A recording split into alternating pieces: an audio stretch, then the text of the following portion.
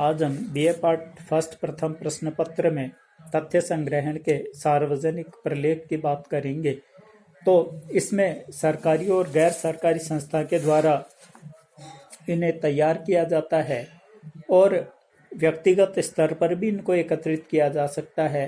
तो और इसमें ये व्यक्तिगत प्रलेख की तुलना में ज़्यादा विस्तृत और व्यापक जानकारी देते हैं, विश्वसनीय होते हैं और व्यक्तिगत पक्षपात से ये अलग भी होते हैं, मुक्त भी होते हैं। इनको हम दो भागों में बांट सकते हैं। एक तो है प्रकाशित प्रलेख जिनको छपवाया जाता है। तो ये सरकारी और गैर सरकारी संगठनों के द्वारा समय समय पर कई तथ्य प्राथमिक रूप से संकलित करवाए जाते हैं, जिनको सार्वजनिक उपयोग के लिए छपवा भी दिया जाता है, प्रकाशित भी करवा दिया जाता है। तो दूसरे अनुसंधानकर्ता द्वारा इस सामग्री का उपयोग किया जाता है। तो उनके लिए ये क्या है, तथ्य प्रकाशित सामग्री या प्रलेखों के रूप में तथ्य संकलन के वैयक्तिक स्रोत बन जाते हैं। इसमें आता है शोध संस्थानों के प्रतिवेदन। तो जो भी शोध संस्थान है वो अपने कार्यों का विवरण प्रस्तुत करते हैं और प्रतिवेदन प्रकाशित करवाते हैं। तो ये सामग्री दूसरे शोधकर्ताओं के लिए भी उपयोगी और प्रामाणिक होती है।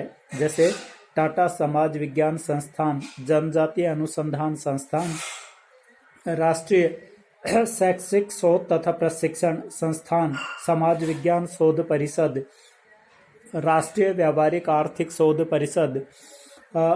तो ये समय समय पर कई प्रकार की महत्वपूर्ण सामग्रियां प्रकाशित करवाते हैं। व्यक्तिगत शोधकर्ताओं के प्रकाशन। तो अनेक शोध छात्र होते हैं, तो वो अपना शोध कार्य पूरा करके उसे छपवाते हैं शोध निबंध के रूप में। तो ये भी सार्वजनिक प्रलेख के रूप में वैयक्तिक सामग्री का महत्वपूर्ण स्रोत होता है। तीसरा है समिति और आयोगों के प्रतिवेदन। समय समय पर सरकारी और गैर सरकारी समितियों तथा आयोगों द्वारा समय समय पर अपने प्रतिवेदन प्रकाशित कराए जाते हैं। तो कई प्रकार के तथ्य संकलित कराए जाते हैं, जैसे शिक्षा संबंधी आंकड़े, अपराध संबंधी आंकड़े, गरीबी बेरोजगारी से संबंधित आंकड़े सार्वजनिक उपयोग के लिए छपवाए जाते हैं। जैसे मद्य निषेध जांच समिति, राष्ट्रीय नियोजन समिति, योजना आयोग आदि के द्वारा भी सामग्री प्रकाशित करवाई जाती है।